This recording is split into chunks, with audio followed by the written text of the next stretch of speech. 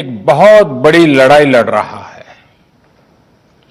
कुछ सप्ताह पहले तक स्थितियां संभली हुई थी और फिर एक कोरोना की दूसरी वेव तूफान बनकर आ गई। जो पीड़ा आपने सही है, जो पीड़ा आप सह रहे हैं, उसका मुझे पूरा एहसास है।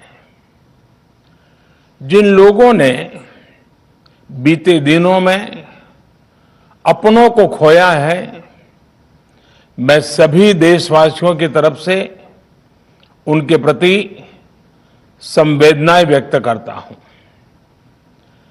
परिवार के एक सदस्य के रूप में मैं आपके दुख में शामिल हूं।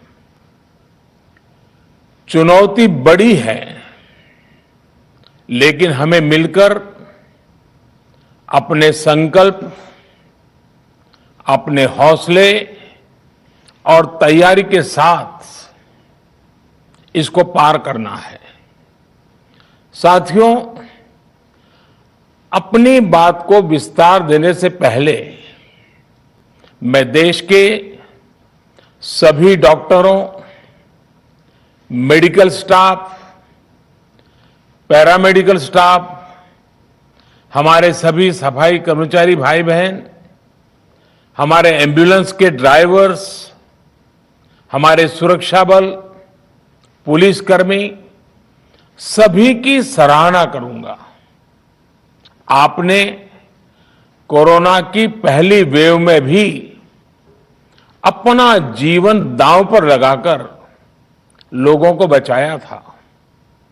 आज आप फिर इस संकट में अपने परिवार, अपने सुख, अपनी चिंता छोड़कर दूसरों का जीवन बचाने में दिन रात जुटे हुए हैं। साथियों, हमारे शास्त्रों में कहा गया है, त्याज्यम न धैर्यम विदुरे अपि काले, अर्थात कठिन से कठिन समय में भी हमें धैर्य नहीं खोना चाहिए। किसी भी परिस्थिति से निपटने के लिए हम सही निर्णय लें, सही दिशा में प्रयास करें, तभी हम विजय हासिल कर सकते हैं। इसी मंत्र को सामने रखकर आज देश दिन रात काम कर रहा है। बीते कुछ दिनों में जो फैसले लिए गए हैं, जो कदम उठाए गए हैं, वो स्थिति को तेजी से सुधारेंगे। इस बार कोरोना संकट में देश के अनेक हिस्से में ऑक्सीजन की डिमांड बहुत ज्यादा बढ़ी है। इस विषय पर तेजी से और पूरी संवेदनशीलता के साथ काम किया जा रहा है। केंद्र सरकार, राज्य सरकारें, प्राइवेट सेक्टर, सभी की पूरी कोशिश है कि हर जरूरतमंद को ऑक्सीजन मिले। ऑक्सीजन प्रोडक्शन और सप्लाई को बढ़ाने के लिए भी कई स्तरों पर उपाय किए जा रहे हैं।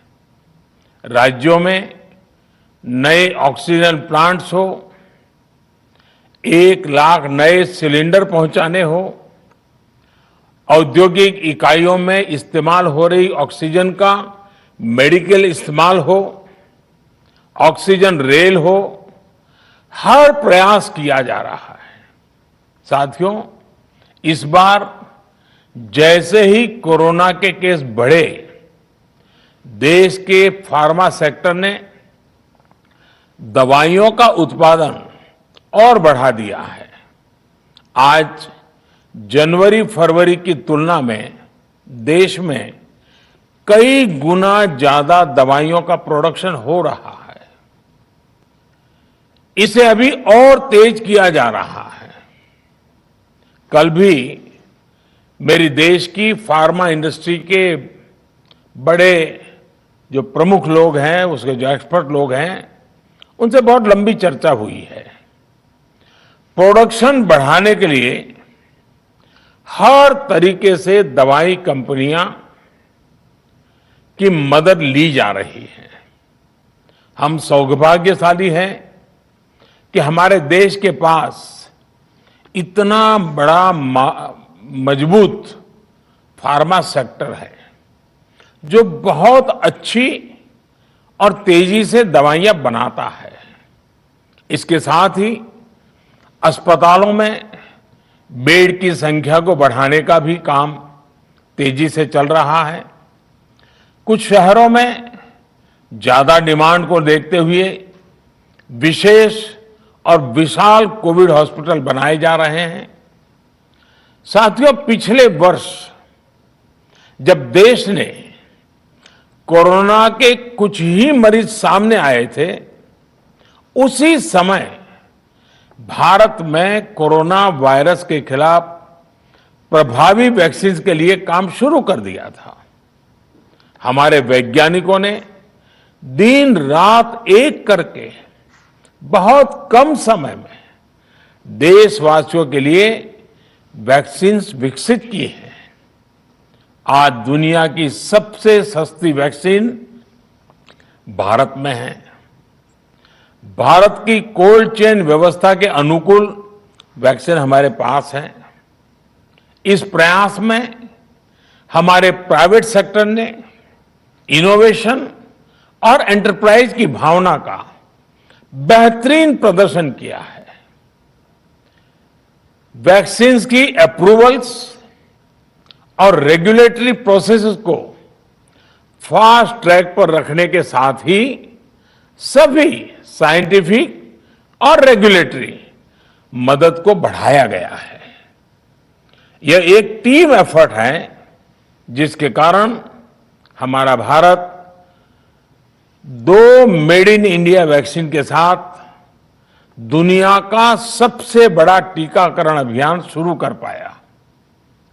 टीकाकरण के पहले चरण से ही गति के साथ ही इस बात पर जोर दिया गया कि ज्यादा से ज्यादा क्षेत्रों तक, जरूरतमंद लोगों तक वैक्सीन पहुंचे।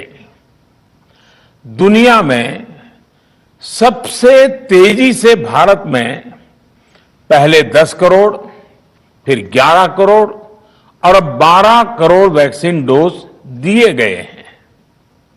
आज कोरोना से इस लड़ाई में हमें हौसला मिलता है कि हमारे health care workers, frontline corona warriors और सीनियर सिटीजन्स के एक बड़े हिस्से को वैक्सीन का लाभ मिल चुका है। साथियों, कल ही वैक्सीन को लेकर हुए एक और अहम फैसला भी हमने किया है। 1 मई के बाद से 18 वर्ष की ऊपर के किसी भी व्यक्ति को वैक्सीनेट किया जा सकेगा। अब भारत में जो वैक्सीन बनेगी उसका आधा हिस्सा सीधे राज्यों और अस्पतालों को भी मिलेगा। इस बीच गरीबों, बुजुर्गों, निम्न मध्यम वर्ग के लोग, 45 वर्ष की आयु के ऊपर के व्यक्तियों के लिए केंद्र सरकार का जो वैक्सीन कार्यक्रम चल रहा है वो भी उतनी ही तेजी से जारी रहेगा। पहले की तरह ही सरकारी अस्पतालों में मुफ्त वैक्सीन मिलती रहेगी, जिसका फायदा, जैसा मैंने कहा, हमारे गरीब परिवार हो, हमारे मध्यम वर्ग, निम्न मध्यम वर्ग के परिवार हो, वो उनका लाभ उठा सकेंगे। साथियों, हम सभी का प्रयास जीवन बचाने के लिए है और जीवन बचाने के लिए तो है ही, प्रयास से भी ये है कि आर्थिक गतिविधियां और आजीविका कम से कम प्रभावित हो, प्रयास का तरीका यही रखा जाए। वैक्सीनेशन को 18 वर्ष की आयु के ऊपर के लोगों के लिए ओपन करने से शहरों में जो हमारे वर्कफोर्स है उसे तेजी से वैक्सीन उपलब्ध होगी। राज्यों और केंद्र सरकार के प्रयासों से श्रमिकों को भी तेजी से वैक्सीन मिले लगेगी। मेरा राज्य प्रशासन से आग्रह है कि वो श्रमिकों का भरोसा जगाए रखे, उनसे आग्रह करें कि वो जहां है वहीं रहे। राज्यों द्वारा दिया गया ये भरोसा उनकी बहुत मदद करेगा कि वो जिस शहर में है वहीं पर अगले कुछ दिनों में वैक्सीन भी लगेगी और उनका काम भी बंद नहीं होगा। साथियों, पिछली बार जो परिस्थितियां थी वो अभी से काफी भिन्न थी। तब हमारे पास इस वैश्विक महामारी से लड़ने के लिए कोरोना स्पेसिफिक मेडिकल इंफ्रास्ट्रक्चर नहीं था। आप याद करिए देश की क्या स्थिति थी। कोरोना टेस्टिंग के लिए पर्याप्त लैब नहीं, पीपीई का कोई प्रोडक्शन नहीं, हमारे पास इस बीमारी के ट्रीटमेंट के लिए कोई खास जानकारी भी नहीं। लेकिन बहुत ही कम समय में हमने इन चीजों में सुधार किया। आज हमारे डॉक्टरों ने कोरोना के इलाज की बहुत ही अच्छी एक्सपर्टीज हासिल कर ली है। वो ज्यादा से ज्यादा जीवन बचा रहे हैं। आज हमारे पास बड़ी मात्रा में पीपीई किट्स हैं, लैब्स का बड़ा नेटवर्क है और हम लोग टेस्टिंग की सुविधा को निरंतर बढ़ा रहे हैं। साथियों, देश ने कोरोना के खिलाफ अब तक बहुत मजबूती से और बहुत धैर्य से लड़ाई लड़ी है। इसका श्रेय आप सभी को, सभी देशवासियों को ही जाता है। अनुशासन और धैर्य के साथ कोरोना से लड़ते हुए आप देश को यहां तक लाए हैं। मुझे विश्वास है जन भागीदारी की ताकत से हम कोरोना के इस तूफान को भी परास्त कर पाएंगे। आज हम अपने चारों ओर देख रहे हैं कि कैसे कई लोग, कई सामाजिक संस्थाएं जरूरतमंदों तक मदद पहुंचाने में दिन रात जुटे हैं। दवाई पहुंचाना हो, खाने या रहने की व्यवस्था करनी हो, लोग पूरे मनोयोग के साथ काम कर रहे हैं। मैं इन सभी के सेवा भाव को आदरपूर्वक नमन करता हूं और देशवासियों से अपील करता हूं कि अधिक से अधिक मात्रा में इस संकट की घड़ी में देशवासी आगे आएं और जरूरतमंदों तक मदद पहुंचाएं। समाज के पुरुषार्थ और सेवा के संकल्प से ही हम ये लड़ाई जीत पाएंगे। मेरा युवा साथियों से अनुरोध है कि वो अपनी सोसाइटी में, मोहल्ले में, अपार्टमेंट्स में छोटी छोटी कमेटियां बनाकर कोविड अनुशासन पालन करवाने में मदद करें। हम ऐसा करेंगे तो सरकारों को न कभी कंटेनमेंट जोन लगाने की जरूरत पड़ेगी, न कर्फ्यू लगाने की जरूरत पड़ेगी और लॉकडाउन का तो सवाल ही नहीं उठता है, आवश्यकता ही नहीं पड़ेगी। स्वच्छता अभियान के समय देश में जागरूकता फैलाने के लिए मेरे बाल मित्रों ने बहुत मदद की थी। छोटे छोटे बालक, 5वीं, 7वीं, 8वीं, 10वीं में पढ़ने वाले, उन्होंने घर के लोगों को समझाया था, मनाया था। उन्होंने बड़ों को भी स्वच्छता का संदेश दिया था। आज मैं फिर अपने बाल मित्रों से एक बात विशेष तौर पर कहना चाहता हूं। मेरे बाल मित्र, घर में ऐसा माहौल बनाइए कि बिना काम, बिना कारण घर के लोग घर से बाहर न निकले। आपकी जीत बहुत बड़ा परिणाम ला सकती है। प्रचार माध्यमों से भी मेरी प्रार्थना है कि ऐसे संकट की घड़ी में वो लोगों को सतर्क और जागरूक करने के लिए जो प्रयास कर रहे हैं उसे और बढ़ाएं। इसके साथ ही इसके लिए भी काम करें कि डर का माहौल कम हो सके, लोग अफवाह और भ्रम में न आए। साथियों, आज की स्थिति में हमें देश को लॉकडाउन से बचाना है। मैं राज्यों से भी अनुरोध करूंगा कि वो लॉकडाउन को अंतिम विकल्प के रूप में ही इस्तेमाल करें।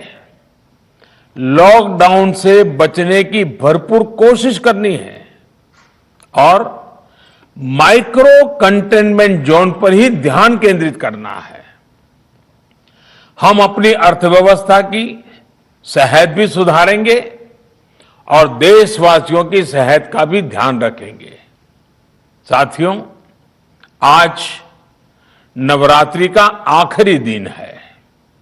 कल रामनवमी है और मर्यादा पुरुषोत्तम श्री राम का हम सभी को यही संदेश है कि हम मर्यादाओं का पालन करें।